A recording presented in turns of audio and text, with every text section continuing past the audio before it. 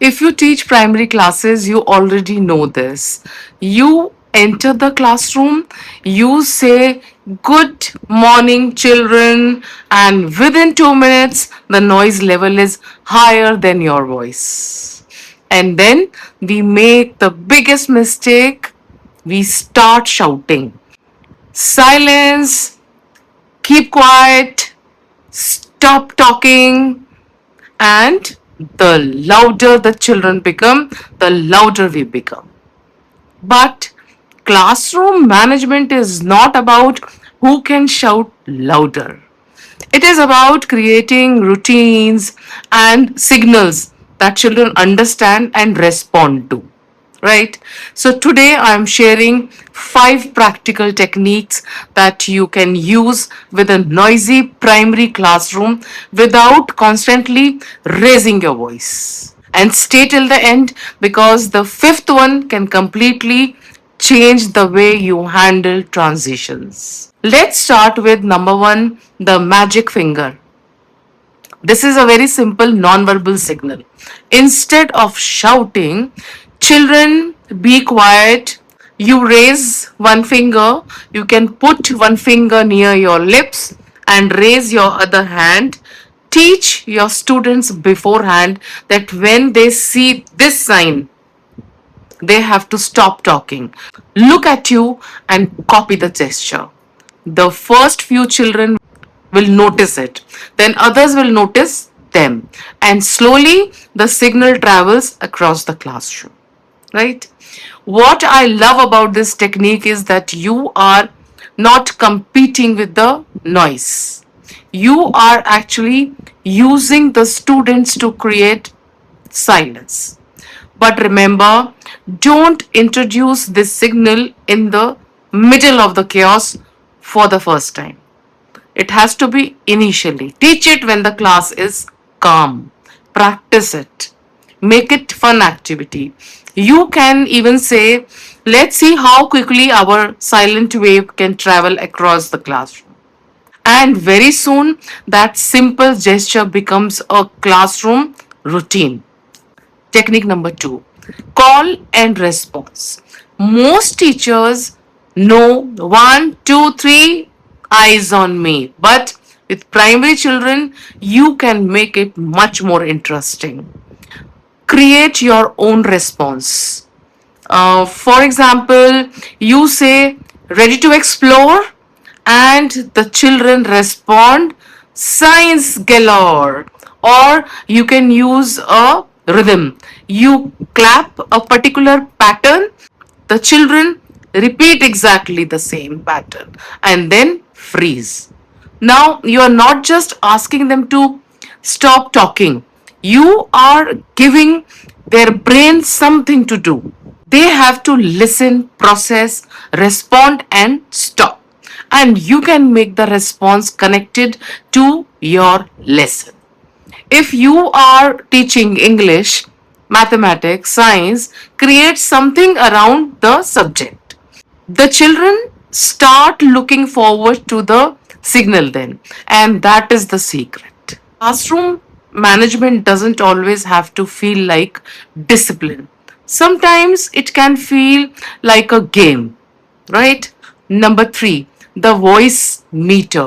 This is especially useful with primary children because sometimes they genuinely don't understand what too loud means.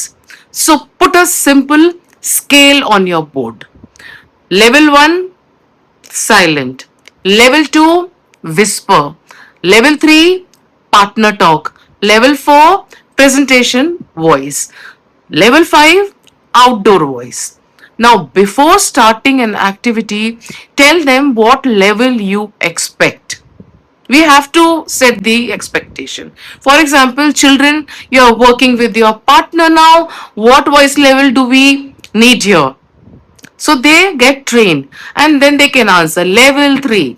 Now you don't have to keep saying, "Don't be so loud." You can simply point to the board and say, "What's our level?" The children know what you are talking about. It gives them a clear expectation instead of a vague instruction. And here is another important point. Don't expect the same volume level throughout the lesson. A group activity may require level 3. A presentation may require level 4. Independent work may require level 1 or 2. The important thing is that children know the expected volume for each activity. Technique number 4, positive proximity and the praise anchor. This is one of my favorites. Suppose two or three children are talking while everyone else is working. Don't immediately stop the entire class and say, "Why are you talking?" Instead, calmly walk towards that group, specific group. Your physical presence itself often reduces the noise. But while you are standing there, notice a child nearby who is doing exactly what you want and say, "I really like the way Rahul has opened his book and started working quietly." Now you are doing two things. You are physically close to the student who are distracted, but you are giving positive attention to the behavior you want repeated. And very often, other children begin thinking, "Oh, that's what the teacher is noticing." This is much more powerful than constantly catching children doing something wrong. Clear? Children repeat behaviors that receive attention. They are attention seekers. So make sure you are giving attention to the behavior you want more of. And now, number 5, the timer challenge.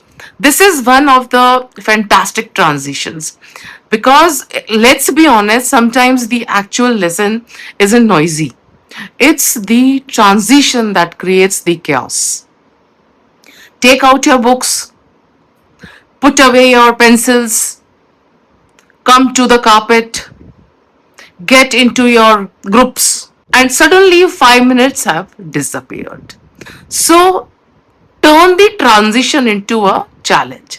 You can say, "Children, you have 30 seconds to clear your desk and get ready into position." Put the timer on and say, "Let's see if we can do it before the timer reaches 0." You can even make it a team challenge. But here is something important. Don't use it as a threat. Don't say, "If you are not ready, you will lose your break." No. Keep it positive. You have 30 seconds. Let's see if we can beat our previous time, the time record. Now, children are working together. They are encouraging one another, and transition becomes part of your classroom culture. So let's quickly recap the 5 techniques we just spoke about. Number 1, magic finger, a non-verbal signal for attention. Number 2, call and response. Use rhythm words or subject related cues. Number 3, voice meter. Make expected noise levels visible. Number 4, positive proximity and praise anchor.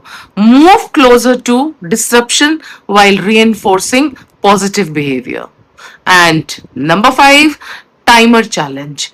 Turn transitions into a collaborative game. But I want to leave you with one important thought. And that is, if your classroom is constantly noisy, don't immediately conclude that your students are undisciplined. Sometimes the problem is not the children. Sometimes the classroom hasn't been given clear routines. Children need to know that clearly. When should I talk? How loudly can I talk? What should I do when the teacher needs my attention? How do we move from one activity to another? And what happens when someone doesn't follow the routine? They have to be very clear. When these expectations are taught, practiced, and reinforced consistently, classroom management becomes much easier. And please remember, your goal is not to create a classroom where children are silent all the time. A good primary classroom can be noisy. Children should discuss, laugh, question, collaborate, and participate. Most importantly, the real goal is not silence, the goal is purposeful noise. When you want them to talk, they talk. When you want them to listen, they listen. When you want them to work together, they know how. And when you need their attention, you don't have to shout. That's real classroom management. If you are a teacher struggling with a noisy class, don't try all five techniques tomorrow. Choose just one at a time. Teach it, practice it, repeat it consistently for a week. Then introduce the next one. Because strong classroom management is not built through one magical trick. Correct? It is built through simple routines, consistency, and relationships. And if you found this useful, share it with a teacher who needs it. Sharing is caring. Also, tell me in the comments what is the biggest classroom management challenge you face with your primary students.